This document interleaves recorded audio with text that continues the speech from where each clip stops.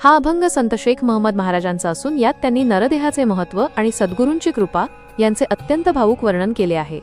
हा अभंग म्हणजे मानवी जन्माचे मोल अधोरेखित करणारा एक आरसा आहे। हे जीवा, अनेक जन्मांच्या फेऱ्यांनंतर तुला हा मौल्यवान नरदेह मानवी जन्म प्राप्त झाला आहे आणि सर्वात महत्त्वाचे म्हणजे तुला या जन्मात मार्ग दाखवण्यासाठी सद्गुरू पाठीराखे म्हणून लाभले आहेत। सद्गुरूंच्या कृपेमुळेच या देहाचे सार्थक होणार आहे।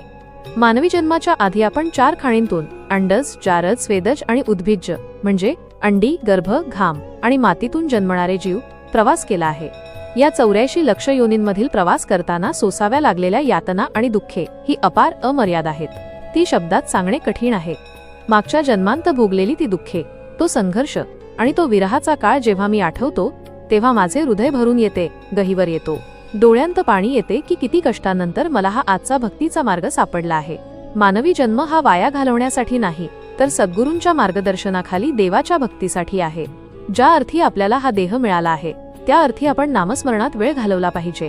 या संपूर्ण अभंगाचा भावार्थ जाणून घेण्यासाठी चॅनलला सबस्क्राईब करा व बेल आयकॉनला दाबून नोटिफिकेशन ऑन करा, जेणेकरून नवीन व्हिडिओ आल्यावर आपणास पूर्व सूचना मिळेल। धन्यवाद। रामकृष्ण हरी।